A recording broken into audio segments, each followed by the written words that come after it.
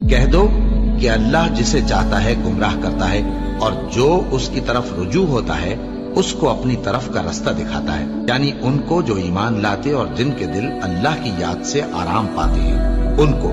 اور سن رکھو کہ اللہ کی یاد سے ہی دل آرام پاتے ہیں۔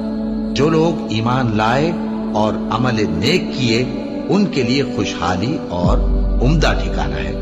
اور اگر شیطان کی طرف سے تمہارے دل میں کسی طرح کا وسوسہ پیدا ہو تو اللہ سے پناہ مانگو، بے شک وہ سننے والا ہے، سب کچھ جاننے والا ہے۔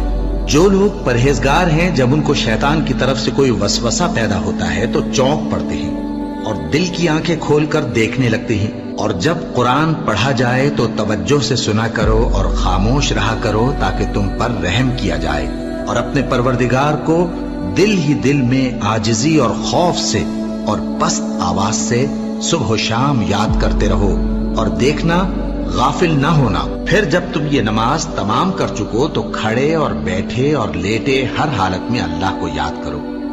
پھر جب تم مطمئن ہو جاؤ تو پورے آداب کے ساتھ نماز پڑھو۔ بے شک نماز کا مومنوں پر اوقات مقررہ میں ادا کرنا فرض ہے۔ مسلمانوں، نجات نہ تو تمہاری آرزوؤں پر ہے